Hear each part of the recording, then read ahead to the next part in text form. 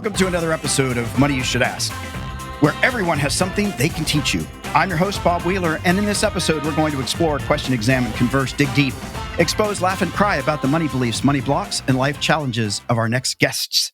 Turn up the volume, listen, learn, and laugh. Well, today, our next guests are Rachel Marshall and Bruce Wehner from The Money Advantage, a team of financial freedom architects for wealth creators. Rachel is the co-founder, chief financial educator, and content strategist for The Money Advantage, where she is known for making money simple, fun, and doable. She's currently writing a book about her near-death experience and how it became the springboard for her family's multi-generational legacy of more than money. Bruce is the lead advisor and chief cash flow strategist of The Money Advantage, where he designs and communicates the individualized solutions that help their clients increase cash flow and financial control. Bruce leans on his experience as an educator and varsity head coach, lifelong entrepreneur, and real estate investor. Bruce and Rachel are also the co-hosts of the Money Advantage podcast, the popular business and personal finance show. Bruce and Rachel, thank you so much for joining us. Awesome, Bob. It's a pleasure to be here. Thanks, Bob. So I have to ask you, is money really simple, fun, and doable? And if it is, why aren't more folks doing it and having fun? Oh my goodness, that is the best question of all time. I'm going to say yes, money is simple, fun, and doable. I think we just have so many things that we think about that can be overwhelming, and I do not need to say them because everyone already knows. So simple, fun, and doable. Let's be in control and have as much cash flow as possible. If we just remember those two words, that kind of summarizes everything that helps somebody do things right and build financial freedom. And what about the people that are sitting there saying, yeah, well, I don't have a lot of money, so I can't get to simple, fun, and doable. I can't build wealth because there's just not that much. I'm just going to have to wait for another lifetime or wait for like the lottery. So, Bob, I think as I looked at your previous guests, which were fantastic, by the way, I think people get in their own ways, and they have this idea of how their life is supposed to be. And we're in a McDonald's drive-through type of mentality now. It has to happen now.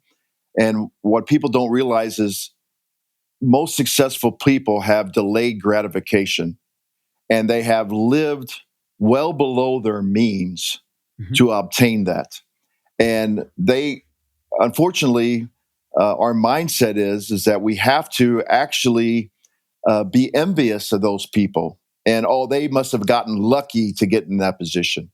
They don't see the delayed gratification of living out of their car or living on ramen noodles or so on and so forth. And I'm not talking about for the rest of your life, but right. I'm talking about delaying that gratification. How many times do we see, and I have this with my own financial advisory clients, something doesn't go well in their life. I had one lady that went through a divorce, and before I talked to her just a week later, she had already bought an $80,000 car because she said she was feeling bad and she thought she deserved it.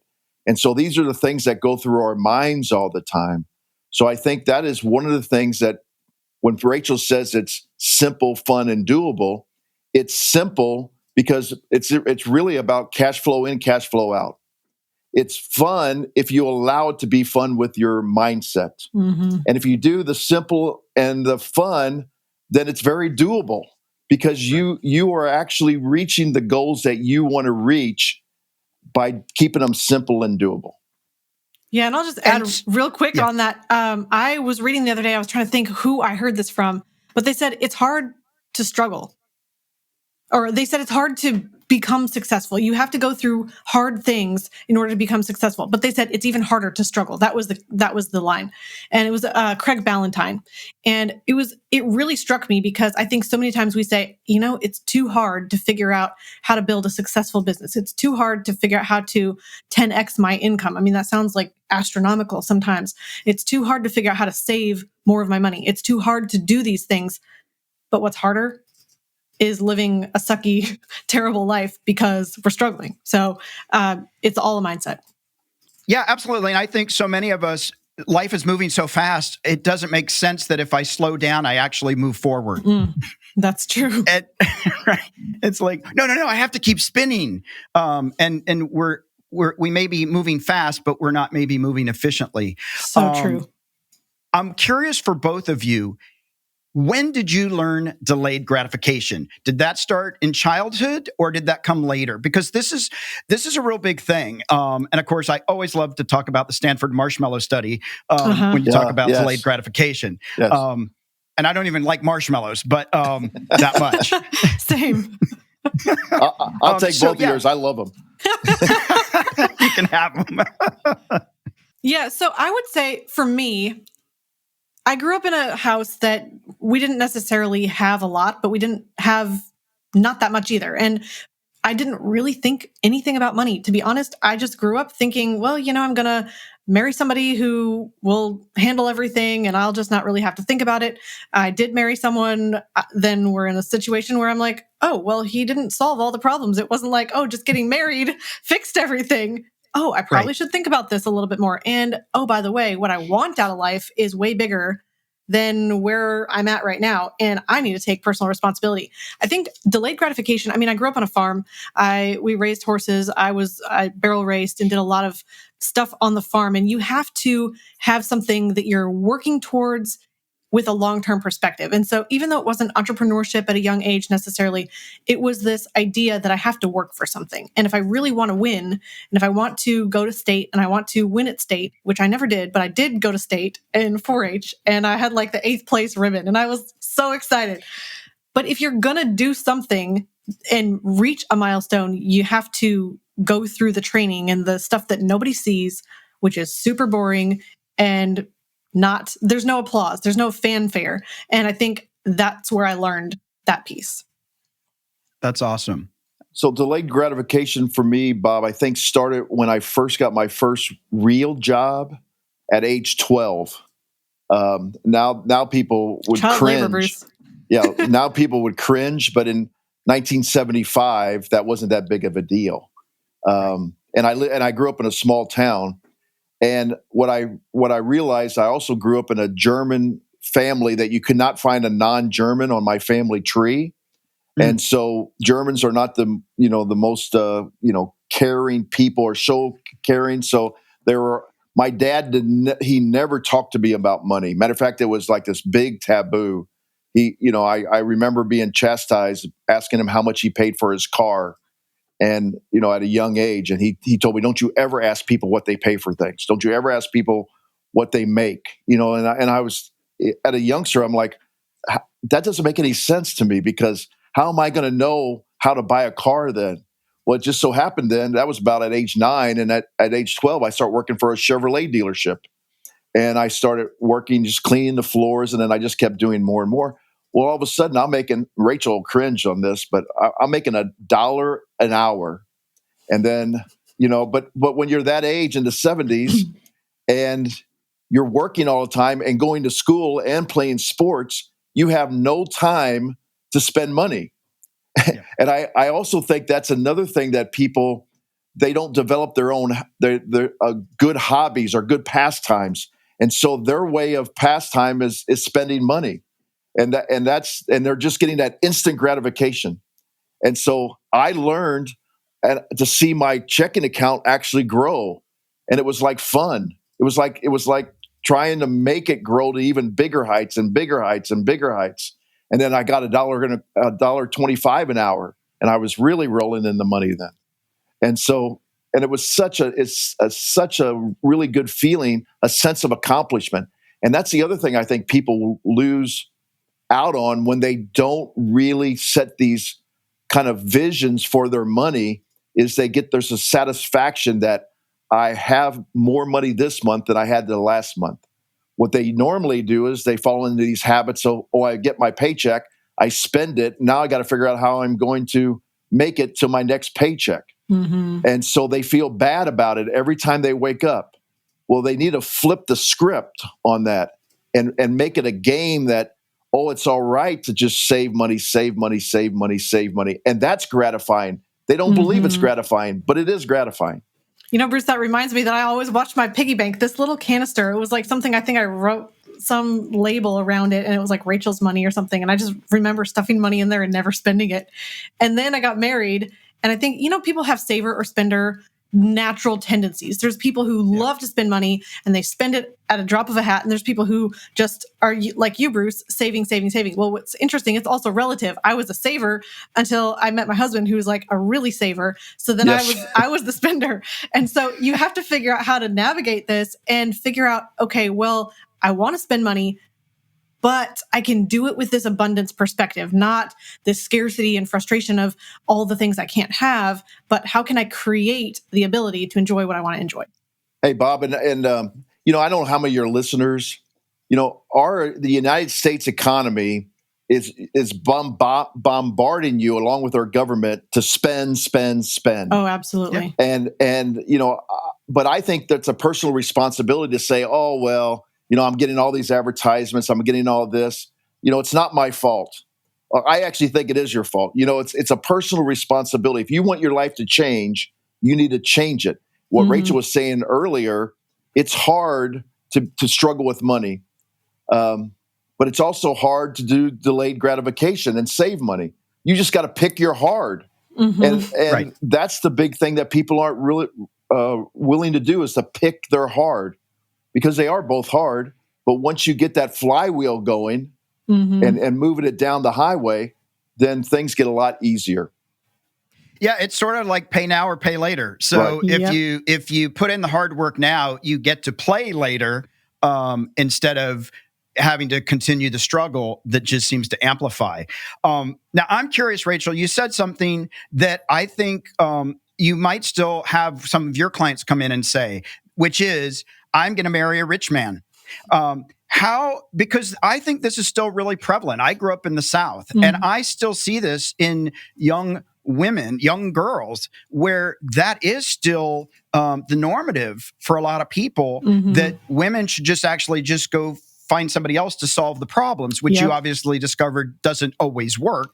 Can you speak to that a little bit? Yeah, that's a really insightful question. And I think it's unfortunate that in some way that anyone would think, I can't fix things for myself. I need to go find somebody else to solve my problems. And honestly, that's challenging for the person who is now being tasked with fixing what you can't figure out on your own. And unless you're hiring a coach, which their responsibility then is to help you see what you can't see. But if you're just struggling and expecting everyone else to pick up the slack for you, that's a really challenging position. You're not going to have good relationships in that regard. And so what's really interesting is, I would say, if you're a young woman listening, I would encourage you to figure out what your strengths are, figure out what you're good at. There are so many unique abilities inside of every single person, and we all have extreme potential. Infinite potential, really, when you think about it. And it's way more rewarding to figure out who you are and what your wiring is and what makes up who you are, so you can really leverage your unique ability. Because honestly, no amount of money that's given to you by someone else will ever make you satisfied the way that you really want to feel. The way you want to feel is accomplished and that you are thriving in life. And somebody just writing you let's even say it's a $10 million check, that's not going to fix the problems inside of you if you haven't figured out how to create it for yourself. And honestly, this is a huge jump, but this is actually going over into the book I'm writing, which I almost died about 2 years ago. I delivered my second daughter and had major complications right afterwards, and ended up in surgery, ended up in the ICU, only 24 hours. And miraculously, I just healed very quickly. It was a clotting problem, and I don't know why I'm forgetting the word when you bleed and won't stop bleeding. Hemorrhaging. So hemorrhaging? Yes. So, and problem with my the clamping of my uterus. So what happened though is, coming out of that, I realized how my life was not a guarantee. It wasn't like, oh, I'm just going to go through the motions and I'm going to wake up when I'm, 105, which I'm planning to live at least that long. I want to go skydiving when I turn 100. But thinking about, I'm not guaranteed all of this time in the future to make a difference. And what I really realized, if you want to pass on a legacy to your kids, you can't do that just by a gift. You can't just say, I'm going to create all this wealth, I'm going to hand you this money, and then you're going to magically become some responsible steward of this money and thrive in life and pass on this knowledge and wisdom and principles of wealth to the next generation. It's really more about developing the character that's needed to create wealth. So Just some interesting thoughts there. Absolutely. And this is for both of you in talking about that, where we've got these goals, right? And if you look at a chart, we say we're here, but we want to get there. And that final there is actually our last breath. Mm-hmm. And I'm not sure that I want to get there immediately. No. I want to actually enjoy all the pieces in between. And I think for a lot of people, I think we get confused that like we're trying to get to that end journey, the end of the journey. And when you get to the end of the journey, you have to get off the ride. And for me, like I want to freaking stay on the ride for as long as possible. And I want to go around 3 more times. Can you speak to that in terms of with people that come in that you work with? Well, one of the things that we try to get people to realize is that there isn't a goal of retirement. I mean, that is not our philosophy. Yeah. Our philosophy is you should be living the life that you want to live right now, not sometime in the future. But I'm in the financial services industry. Our industry has ingrained that into people for the last 40 years, really basically since 1979, when the 401k first came out. And so there's this idea that you've got to be difficult. Life has to be hard. And then you reach this goal and all of a sudden life gets great. Yeah. and overnight. and we're saying, why not design your life to be great now? Yeah. And then you can just continue to work or do whatever your passion is as long as you're able to do it. And then that way you have positive thoughts your entire life. Yeah, it's interesting because it might almost sound like we're contradicting ourselves in some ways. I mean, you could say, well, you need delayed gratification. And yes, you absolutely do. But the reason is not so you can climb up a mountain, get to some point of enough money, and then drain off that money in interest and live off into the sunset in retirement. The real goal is to say, when I said cash flow and control, I'll kind of come back to that here. What we want is to have as much cash flow now as possible. Cash flow is the amount of money you're not spending. So that's income minus expenses. That's the gap between the two. You in accounting and taxes, you know all about that number. The problem is for most people, it's really skinny and there is no gap. And we need more of a gap. You need more that you're saving that's coming over into that delayed gratification. I'm not living fully up to my means. But the deal is, though, that you want to turn that cash or that capital from saving into cash flow by having cash flowing assets. So you want to be investing in things that produce income that's not, I'm just going to go work harder. I'm just going to go, I'm working 40 hours a week. I'm just going to go work 80 hours a week and get a second full-time job. And then I'm going to have no life at all. And it's just going to be this grind and hustle. That's not the way. It's really about figuring out how to work in your unique ability and work smarter and develop more systems and more efficiency and handing off the tasks. I'm learning this personally in my own life right now, handing off the tasks that are not at my earning level that I'm wasting time doing, that they could be $2 an hour tasks where I need to be focusing my attention on what's more high priority that's actually going to move the needle in the business. So it's really, there's not an endpoint. It's about saying, how can I increase my cash flow now and continue to increase my cash flow? And that stream of income doesn't have to end. It doesn't have to say, well, I'm only going to earn cash flow from this portfolio of real estate properties until I turn 91 and then I'm out of money. No, it's not about projecting that endpoint where you're out of money. We want to say, how do you have as much money that you're creating as possible, enjoying everything along the way and having as much to pass on in a legacy as possible? Yeah, it's, one of the things for me that as you were talking about that, I'm starting to work on these to-don't lists. Oh, I love it. Right? Don't spend every penny that I make. Don't take that last piece of pie. Don't spend more than you make, right? Because I think, for most of us, it's, I watched this great motivational speech and what athletes don't do to be successful. They don't party all night before a big game. And that maybe if we actually take a positive out of the to-don't list of all the ways that we can keep ourselves from sabotaging so that we can actually have this life as we live it instead of feeling like this begrudgery getting to this place we're supposed to magically be happy overnight because it's just not going to happen. Absolutely. Yeah, Absolutely. when you get to my age and you've been around enough people that have actually tried that and it didn't happen, they die before it, they die shortly after it. It's really kind of sad. And when we're talking about delayed gratification, we are talking about not living your. Yes, we're talking about living the life fullest today, but the delayed gratification is picking things that really are not that gratifying to buy. Right.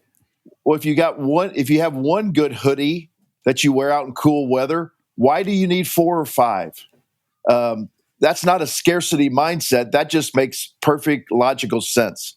And then along the way, we would like to encourage you to try to find other multiple streams of income. That's where you increase the cash flow from your investments. I've seen people talk about it like this. If something costs $1,000 and it's 25% off, you didn't save $250. You actually spent $750. So if you could take that $1,000 and put it into some kind of investment that makes you $150 or $250 that year, then you flip the script on the entire thing. Now you just delayed that, and in 3 years you can actually buy that thing that you were going to buy, 3 But years you ago. bought it from an asset, But you bought it from your income. That's right. You bought it from an asset and not your income. Mm-hmm. And that's the most famous person who espouses this is Robert Kiyosaki. Mm-hmm. And but a lot of people, I'm a fan. but a lot Me of too. people aren't necessarily into tenants and toilets, and doing that themselves. But the great thing about our free market economy is there's a lot of ways that you can get that nowadays without actually having your hands in a toilet or talking to a tenant, because there's turnkey investments, Mm-hmm. there's syndication, there's real estate investment trusts, there's all these other vehicles now that you can get into that you don't actually have to own the cash flowing property directly. And those are just things that aren't exposed to the general public. And those are the things that we're just trying to expose more people to. And do you work with people that only have a net worth of $5 million or more? No. You've got 100,000, we might give you the time of day. How does that work for you? Go ahead, Rachel. So what I was just going to say is, if you are a independent thinker, that's the most valuable skill you can have, because you will be able to create wealth with what other people might say is not as much as they had. It's not about really how much money you have. It's about how efficient you are being with that money. It's about how much you're keeping of what you make. Now, granted, if you are in a position right now with no income source, or you're crumbling in the burden of debt right now, well, there might be other things that you need. You might need to figure out how to provide more value so that you can earn more income and be in a position of leveraging your capabilities more so that you can increase your income. But if you're in a position where you're making a good income, you're saving, you're keeping as much of the money you make as possible, then it's time to protect that money. And then it's time to say, how do we take that money that we've protected and turn it into more? So Bruce, go ahead. Yeah, Bob, the short answer is no, we don't have any. Does that mean that we will spend our time with you one-on-one if you're not to a certain level? We're not gonna claim that. But we have produced a lot of content, much like yourself, Mm-hmm. that people can dive into, and actually for nothing. They can just go on our YouTube channel free, or go into themoneyadvantage.com, and they can look at this content, and they can work through these issues that they have, along with maybe some of the other coaches you have brought onto your podcast. And they can get to where they're actually cash flowing. Because once they actually cash flow, meaning you're saving a good chunk of your money a month, at least. Right. We would say at least 1,000 or 30% of your income. That's kind of a target. Yeah. So because then you can actually be exposed to some of this other stuff. But until you get to that, you're going to have to do some of the work on your own. And I know, Rachel, I don't remember who we were talking to that says, hey, you don't deserve to get your wealth in order unless you actually will do the work. And that's the problem with this all the time, is people say they think there's a magic bullet out there. Right. I'm just going to read this one thing. It's going to take me, 30 minutes. I'm going to read it, and all my problems are going to be solved. Or I'm going to hand my money over to somebody else who I think is smarter than me, correct. who's going to make all this magic happen for me instead of taking responsibility. And so once we see somebody that has done the work and they've gotten to a positive cash flow position, then we start feeding them, more things to do and more things to do and so on and so forth. And I actually think anybody that doesn't do it that way is actually enabling a person much like an addict, because spending money is an addiction. Mm-hmm. For sure. Yeah, it is. And actually, I'll share something real quick on this. It's a story from my life, but I think it will really highlight the point. We kind of started the show talking about saving and how, Bruce, you were almost in that maniacal way of like, let's celebrate the savings. I mean, people probably think we're totally weird, but I love celebrating savings too. And I think what's interesting though is you'll find that the people who truly are successful have that. It's either a trait or it's something they learn to do.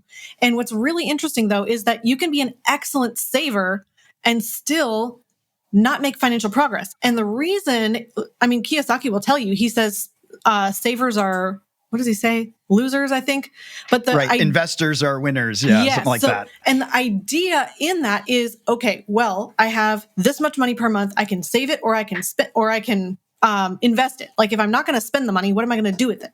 So if you're in a position of saying, well, I could save it and earn, 0.06% at the bank, or I could that's a lot. That's right now. That's a lot. 0.0002. I don't even know, but it's pathetic. So we can save and earn barely nothing, or we can invest. Well, what's the risk of investing? There is potential risk because we could lose money if we're taking risk that we are not having knowledge and control in that area. So, but people think, oh, I just need to invest so that I skip over the saving part because saving gets me nowhere. I heard the best analogy I've heard is it's like if my money is my army, saving is kind of like having half my army asleep when I need them to be fighting. And so people don't want to think, oh, well, let me take my money out of commission. Let me just put it in a position where there's no rate of return. So my husband and I are saving. We were first married. We both had jobs and W-2 income. And at the time, we were very much living below our means. I was saving almost my entire paycheck and we were living on his.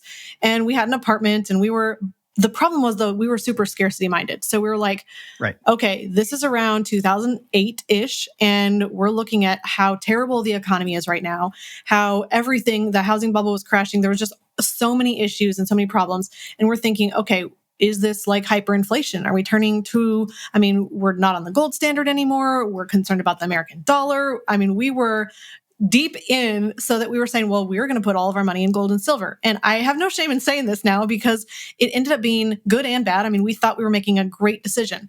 We said, okay, well, we're going to put our money here and we're going to hold it. And that way it's not going to lose value. It's super safe. Now it was. The problem is there's three pieces: safety, liquidity, and growth. And you need all three as much as you can get. And so we could have probably kept some in gold and silver. That was a great investment. The problem was we thought this is just savings and we discounted the value of liquidity. So then we started a business. I quit working. I'm a stay-at-home mom and super naively said, hey, I'm home all day long. What better do I have to do besides start a business? I'm not going to have any time. Baby's easy. I was like, never mind. But we started our business. We needed capital for the business. And now we're coming into about 2011. And what we had sunk into gold and silver was now half the value.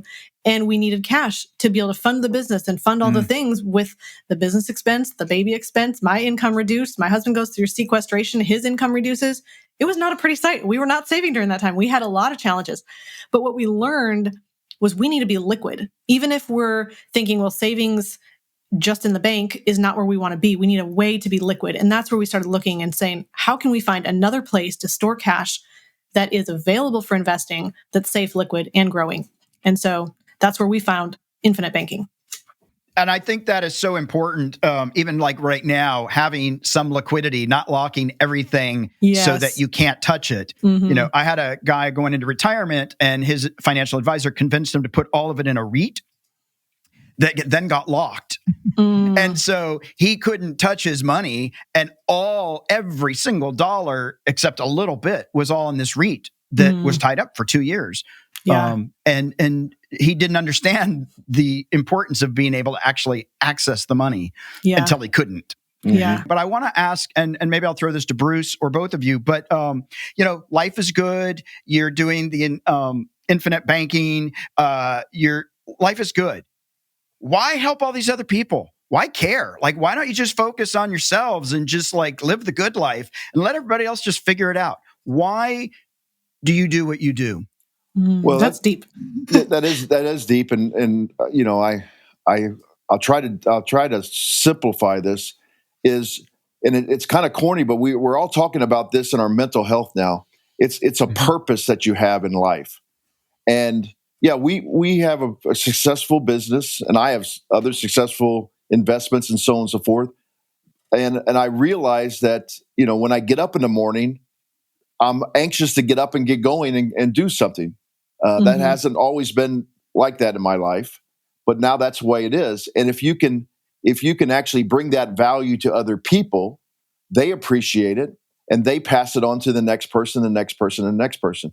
Now, Bob, I might have this Pollyannic kind of vision, but as a teacher, because I came out of the educational world, I could see that children and some of my players were stressed out about money when you would talk to them, and so they couldn't focus, they couldn't learn, and I figured that if I could take that and solve some of that problems, and then the family problems at home would actually get better, and if the family problems at home get better, societal problems would get better, and so on and so forth. It's like the ripple effect when you throw something in a pond; it just goes out. And so I don't get as much pleasure watching my savings account grow like I did as a 12-year-old, but I sure get a lot of pleasure when somebody finally gets it and feels good about the decisions that they're making about money. So that's my fairly short answer.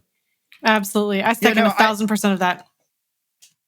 Yeah, I think I do.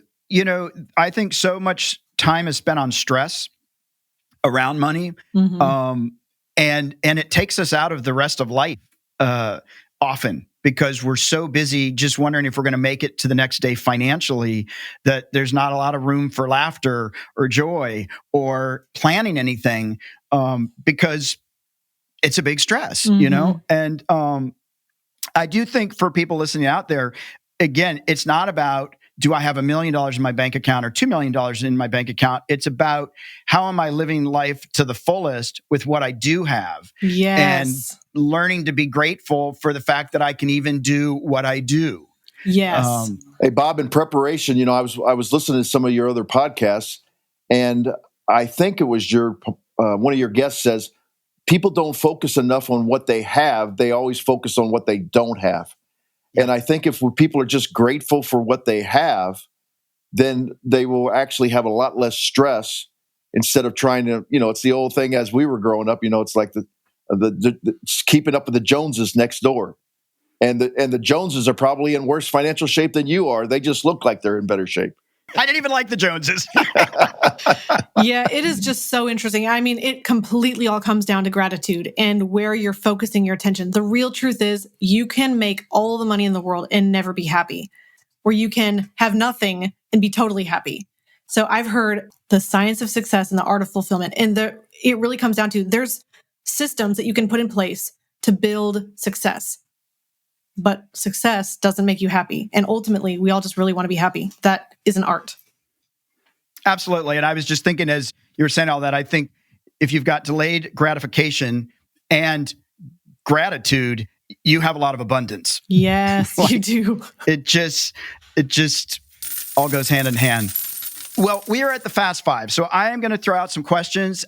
You can pass these back and forth, or just feel free to jump in for both of you. What's the most expensive thing you ever bought that you did not meet your expectations? I'll say the gold and silver. I should have saved the story. So that was very expensive. We thought it was going to be the thing that was around for 20 years, and we were never going to touch it, never tap into it, never need to use it, never need to spend it. Yeah. Mine was probably a guitar, electric guitar, and an amplifier, because I used to play guitar when I was very young, and then I gave it up when I went to college because I was so busy. And I thought about 10 years ago I was going to get back into it, so I bought this guitar and an amplifier, and I started messing with it. I'm like, I'm still too busy to mess with this, so it's sitting in my basement. What's a favorite childhood memory around money that you love? My parents got me they got the book Rich Dad Poor Dad. I was about in 8th grade. They said, read this. And now, granted, we were all learning together, but then they got the cash flow game. And that started me, the rat race game. And that was really something that I am so thankful for. That's awesome. My sister's kids did that, and they said that was a game changer for them as adults now. That's awesome. So, Bob, I don't know how old you are, but I think you're close to my age. So when I was working for this Chevrolet dealership, and I'm in Missouri, it's 95 degrees out, no air conditioning. It's 75% humidity. It's hotter than heck. And, I'm like 13 years old, and I finally got up the courage to go over to the Coke machine and I put the money in, and I pull out the glass bottle of Coke and pop that Coke open, and you take that sip that you bought with your own money. And it's just like, it was the greatest. I mean, it's just like the greatest thing I ever bought in my life. And it was so delicious and refreshing. And I bought it, so that's so awesome. And for me, if there's a little bit of ice slush in the bottom of that glass bottle, bonus points. Yes, bonus absolutely. Points. Absolutely. I know what you're talking about. What do you love to do in your spare time that doesn't cost any money? I'll just say quick, I love going to the beach. I love hiking, and we do a lot of both. I like to read, but I don't like to read fiction. I like to read history, science, and anything in the financial services industry. No fantasy books and Star Wars and all that. No. All right. Is there one thing that you've always dreamed of but haven't yet found the courage to go after? Bruce, you want to go first? Yeah, I actually want to purchase some real estate in another country, but I don't even trust our own government, and I think we have one of the least corrupt governments in the world, which is sad. Sad.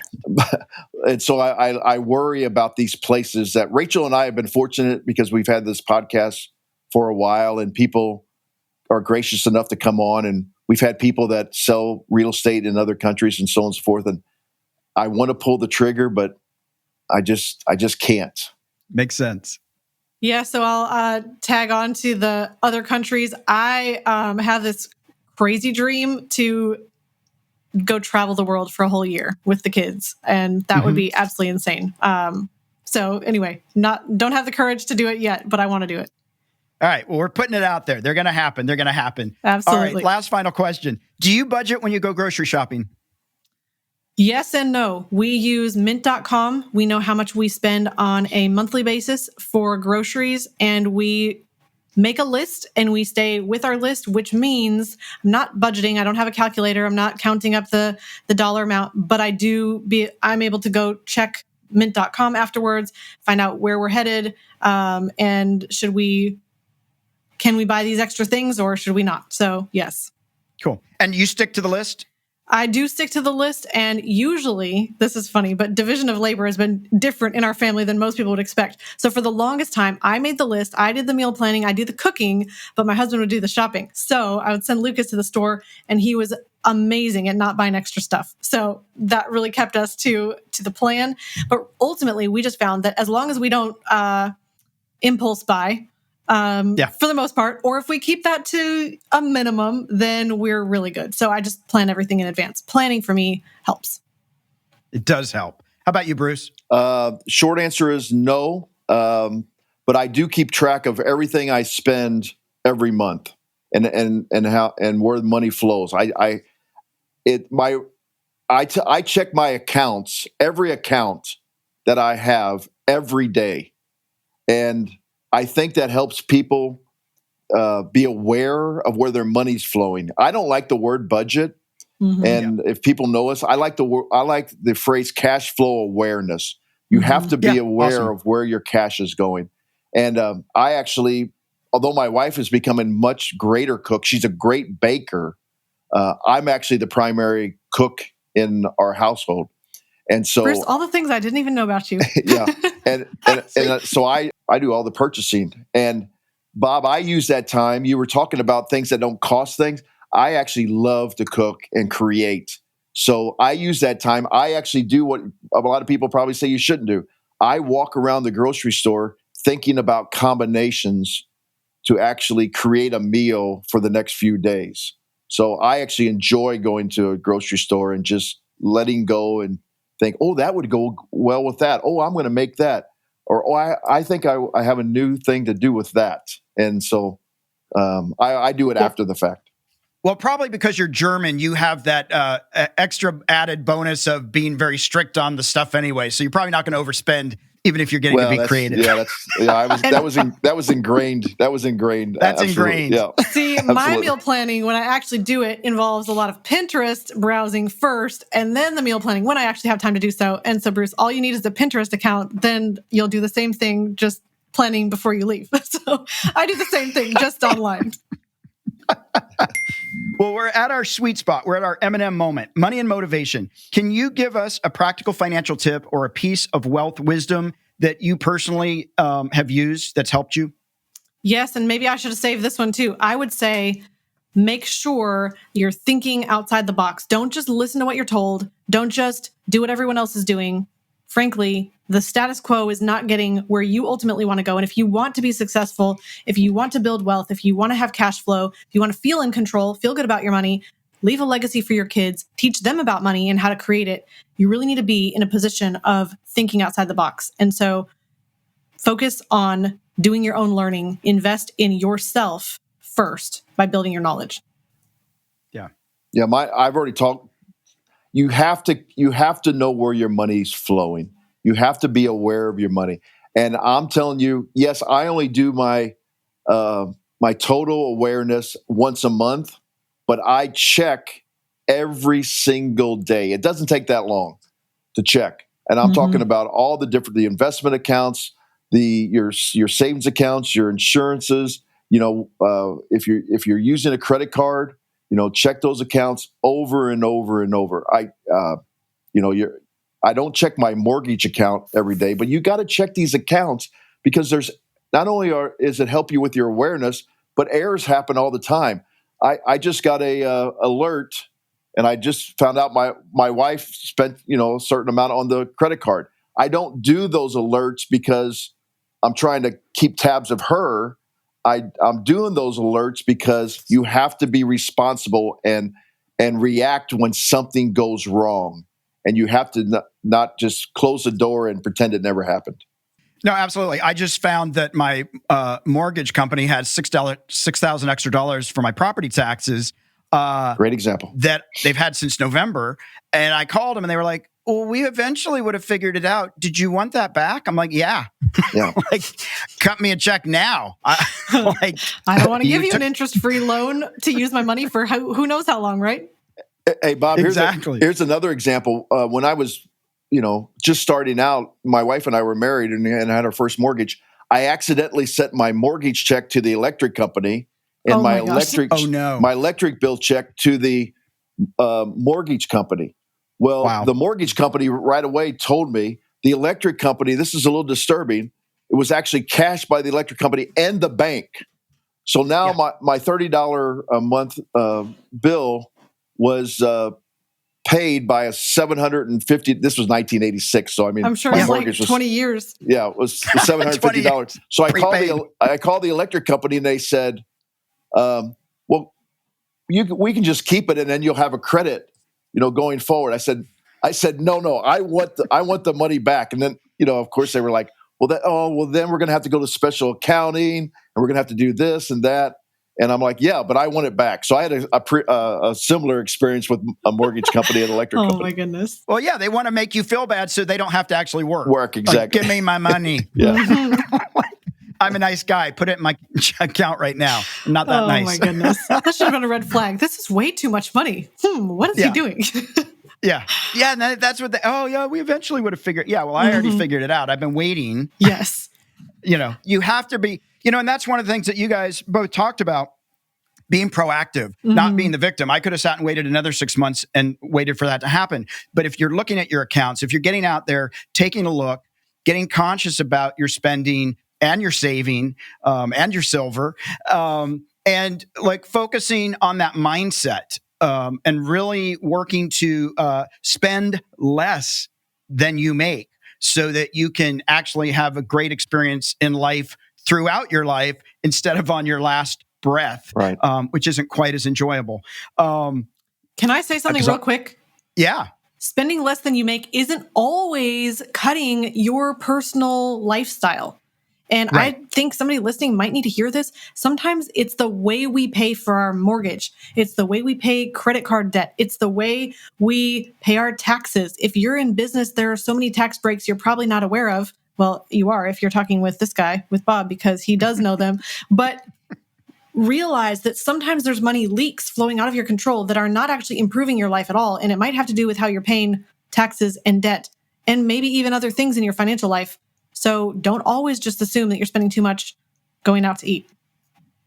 And I will just say there are a lot of ways to have a lot of fun and have great life experiences that don't cost any money. You can go hiking. You can go to the beach. I remember when I didn't have a lot of money and I was doing a lot of comedy and sketch comedy, and aluminum foil was the best costume maker thing in the world, right? I'm like, I had more fun making costumes with aluminum foil and felt than I did going out and spending a couple $100 on a costume. So you can get creative. And I think when you have the ability to put money aside, you can get creative with the money that you do have and actually not even spend some of it. So, but that's again, awesome.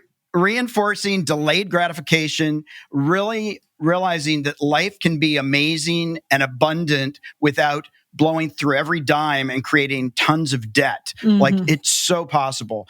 And I so appreciate the two of you coming on today. It's just been so fun, and I appreciate the honesty. Where can people find you online and social media?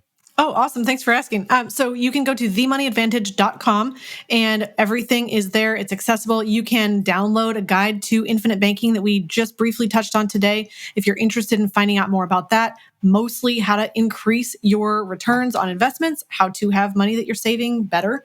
And then also if you are, trying to find us, you can also go to Facebook. We're on Facebook, The Money Advantage.